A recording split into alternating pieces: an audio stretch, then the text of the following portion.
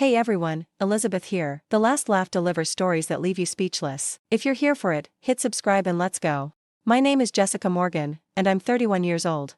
I work as a medical billing specialist for a large healthcare network in suburban Seattle. I live in a 2-story craftsman house that I bought 3 years ago, my first real adult achievement, a place that's entirely mine. The neighborhood is quiet, mostly families and retirees. I know my neighbors by name, wave to them when I'm getting my mail, chat about the weather and local news. It's safe, predictable, boring in the best possible way. That changed at 4:07 a.m. on a Wednesday in late September. I'd gone to bed around 11 after binge-watching a cooking show and eating too much ice cream. My bedroom is on the second floor, facing the street, with large windows that let in the morning light I usually love. That night, those windows saved my life. The first pebble hit the glass with a soft tick. I incorporated it into my dreams somehow, rain, maybe, or hail. The second one was harder, louder. Tick-tick. I stirred but didn't wake. The third one made me sit up in bed, heart pounding, completely disoriented. Someone was throwing rocks at my window. I grabbed my phone and stumbled to the window, pulling back the curtain. In the streetlight's glow, I could see my neighbor Tom standing on his front lawn, which was diagonal from my house. He was in pajama pants and a t-shirt, no shoes, and he was winding up to throw another pebble. When he saw me at the window, he gestured frantically for me to open it. I unlatched the window and pushed it up, the cool September air rushing in. Tom? What the hell? Jessica, listen to me very carefully. His voice was urgent but controlled, like he was forcing himself to stay calm. Your front door is wide open. Don't go downstairs. Call 911 right now. I stared at him, my sleep-fogged brain struggling to process. What? My door can't be open. I locked it before bed. I'm looking at it right now. It's standing wide open. I saw someone go inside about 10 minutes ago. The words hit me like cold water. Someone went inside. My house. 10 minutes ago. Are you sure? Maybe it's just Jessica. His voice was sharp now. I've been watching your house for the past 20 minutes because I saw a car with no headlights park across the street. 2 men got out. One of them went to your door and opened it. I don't know how, but he opened it. They both went inside. Call 911 now. Don't go downstairs. My hands started shaking so badly I almost dropped my phone. Oh my God. Oh my God, Tom, there are people in my house right now. Yes. Call 911. I'm calling too. Don't hang up, keep your window open so I can hear if anything happens. I dialed 911 with trembling fingers, but before the call connected, I heard it. Voices from downstairs. Male voices, quiet but distinct in the silence of 4 a.m. Should be back soon. Her car's here. Check upstairs anyway. Make sure. They thought I wasn't home. My car was in the driveway, but they thought I was out. And now one of them was about to come upstairs to check. 911, what's your emergency? Someone broke into my house, I whispered, backing away from my bedroom door. I'm upstairs. They're downstairs. I can hear them talking. Please send someone. What's your address? I gave it, my voice barely audible. Through the window, I could see Tom on his phone too, probably giving the same information. How many intruders? My neighbor saw 2 men enter. I can hear voices downstairs. Are you in a safe location? Can you lock your bedroom door? I moved quietly to my door. No lock. The house was built in 1928, the bedroom doors had old-fashioned latches but nothing that would actually stop someone. No lock. Should I hide? Should I try to get out? Stay on the line with me. Officers are 3 minutes away. Is there anywhere you can secure yourself? My bathroom. It had a lock, and it was inside my bedroom. But to get there, I'd have to cross the creaky floorboard near my dresser. And I'd be trapped with no way out if they broke through. Before I could decide, I heard it, a footstep on my stairs. Someone was coming up. Before we go further, make sure you subscribe to the channel and comment where you're watching from. They're coming upstairs, I breathed into the phone. Oh God, they're on the stairs. The 911 dispatcher's voice was calm, professional. Is there a way out of your bedroom? A window, a balcony? Just the window. It's 20 feet to the ground. Don't jump. Stay quiet. Help is almost there. Through my open window, I heard Tom's voice, suddenly loud. Hey. You in that house? The police are on their way. I see you. I'm recording everything. The footsteps on the stairs stopped. A voice from downstairs, louder now. Someone's watching. We need to go. What about upstairs? Forget it. The cops are coming. Move. I heard rapid footsteps, but they were going down, not up. Away from me. The voices were moving toward the back of my house. Then I heard my back door slam. They're running, the dispatcher said in my ear. She must have been coordinating with the responding officers. Stay where you are. Officers are pulling up now. Through my window, I saw the flash of red and blue lights. 2 police cruisers, no sirens, moving fast down my street. Tom was standing in his yard, pointing toward my backyard, gesturing. "Police are here," I told the dispatcher, my voice breaking. "I can see them. Stay on the line until an officer comes to you." I watched from my window as officers jumped out of their cars, hands on weapons. 2 went around the side of my house toward the back. 2 more approached my open front door cautiously. Tom was talking to another officer, pointing, explaining. It felt like hours but was probably only 2 minutes before I heard a voice from downstairs, "Seattle Police. Homeowner, identify yourself." "I'm upstairs." I called down, my voice shaking. "Second floor, front bedroom." "Stay where you are. We're clearing the house."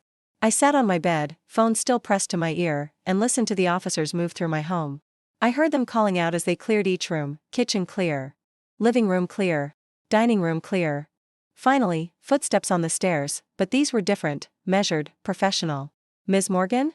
I'm Officer Rachel Kim. It's safe to come out now." I opened my bedroom door to find a female officer in her 30s with kind eyes and her hand resting on her holstered weapon. Behind her was a male officer, younger, still tense and alert.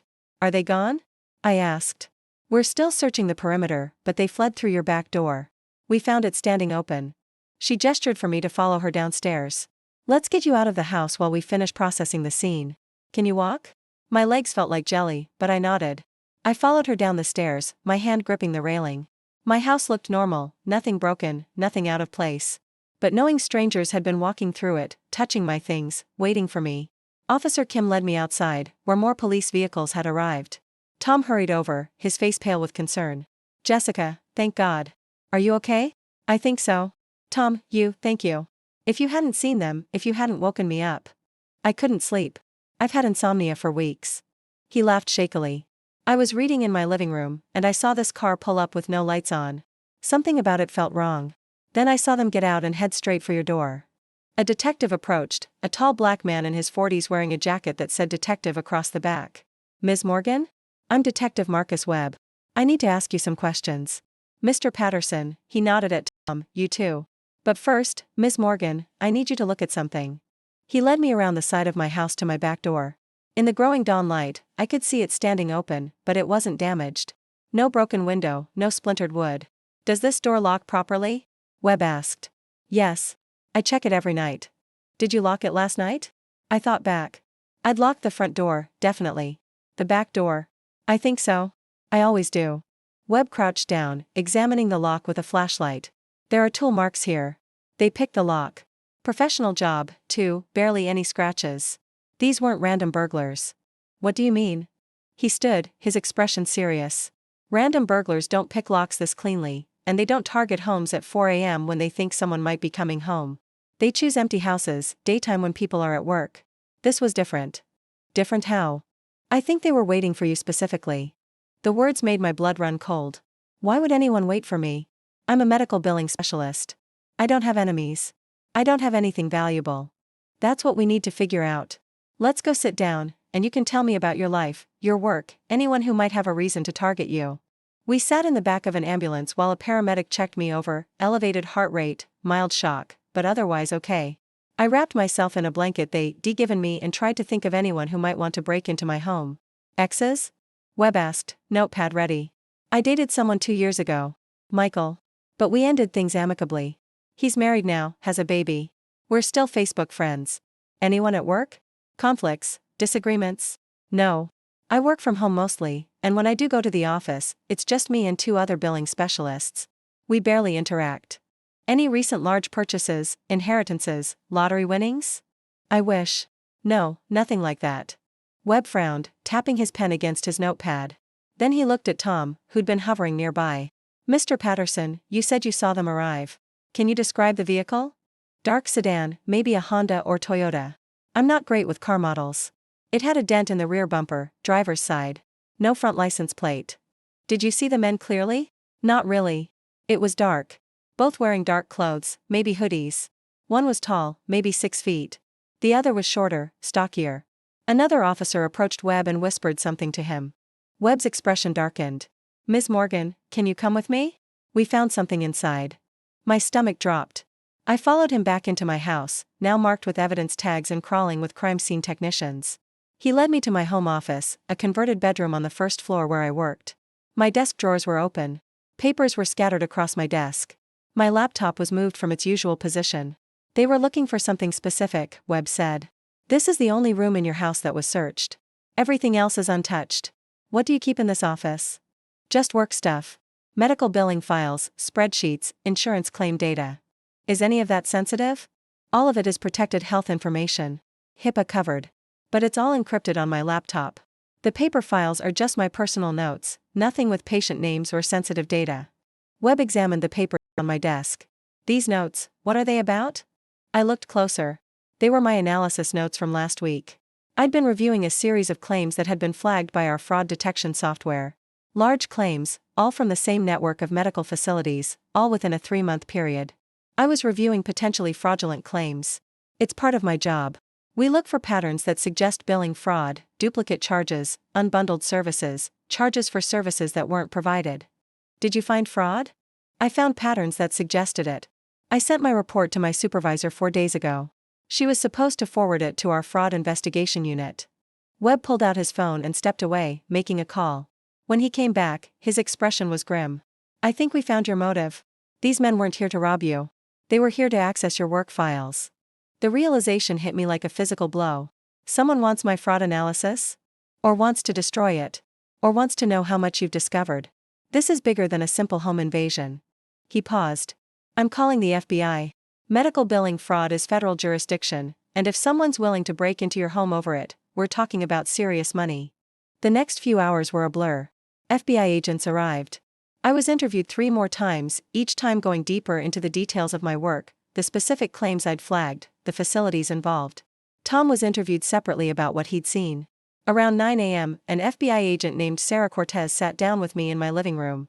She was in her 40s, with sharp eyes and a no-nonsense demeanor. Jessica, the facilities you flagged in your analysis, Pacific Northwest Medical Group, they're already under federal investigation. We've been building a case against them for 8 months. They were part of a sophisticated fraud ring that has stolen approximately $18 million from Medicare and private insurance companies. I felt dizzy. 18 million? Your analysis identified patterns we hadn't connected yet. You found links between facilities we thought were separate. When your supervisor forwarded your report, it went through official channels, which apparently included someone who alerted the wrong people. Someone at my company is involved? We don't know yet. But someone knew you'd submitted that report, and someone decided you were a threat. They sent people to your home to either destroy your research or intimidate you into silence.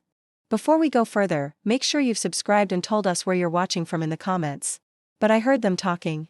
They said, she'll be home soon. They thought I wasn't here. Cortez nodded.